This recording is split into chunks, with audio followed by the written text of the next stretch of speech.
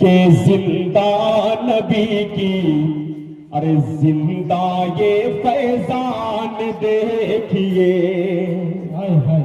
دو چار لوگ کہہ دیجئے سبحان اللہ. سبحان اللہ. زندہ نبی کی زندہ یہ فیضان دیکھیے. زندہ نبی کی زندہ یہ فیضان کہ زندہ نبی کی ارے زندہ یہ فیضان دیکھیے. دو چار لوگ کہہ دیجئے سبحان اللہ. سبحان اللہ. الحمدللہ رب العالمین والصلاة والسلام على سید الانبیاء والمرسلین وعلى آلہ وصحبہ اجمعین. اما بعد. وقال النبی صلی اللہ علیہ وسلم من لا يهتم بأمر المسلمين فليس منهم أو كما قال عليه الصلاة والسلام. بہارے نو تھے تم ماضی میں اب باد خزاں تم ہو. نشانے راہ تھے تم ماضی میں اب تو بے نشاں تم ہو.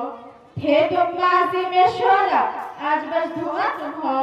کہ تھے تم ماضی میں شعلہ آج بس دھواں تم ہو. نہیں جس کا ٹھکانہ کوئی ایسے کارواں تم ہو.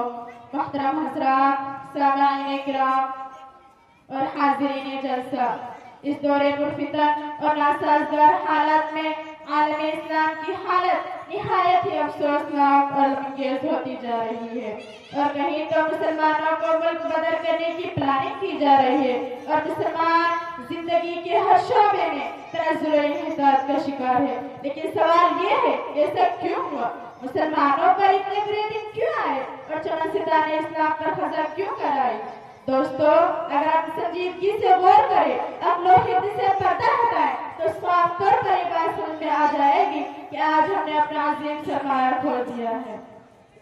مسلم معاشرے سے اتحاد و اتفاق کی دولت لٹ گئی ہے، جبکہ اتحاد و اتفاق ایک عظیم دولت ہے جس کا تمام معاشرے کے تقدم و ترقی میں بنیادی کردار رہا ہے. یہی دولت ہے جس کے دم سے قوموں نے ترقی کی. کہ یہی دولت ہے جس کے دم سے قوموں نے ترقی کی. اسی کے ختم ہونے سے خزاں اس زمانے میں. چنانچہ پوری عالمی تاریخ گواہ ہے کہ جب تک مسلمانوں میں اتحاد و اتفاق کی دولت تھی، ملت اسلامیہ اختلاف و انتشار سے دور تھی. مسلم معاشرہ تعصب و اناد کی کوئی گنجائش نہ تھی. تو اس وقت ہمارا حال یہ تھا کہ پوری دنیا اختلاف و انتشار سے دور تھی. دریا اور سمندروں پر ہماری حکمرانی تھی.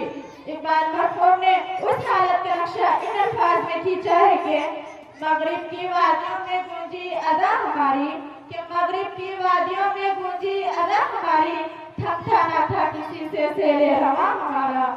لیکن اے مسلمانوں، جب سے ہم نے اختلاف کا اچھا خیال کر لیا، اسی وقت سے ہم محکومی اور غلامی کی زندگی جینے لگے. ہم خطرات و وسائل کے زیر سایہ ہو گئے.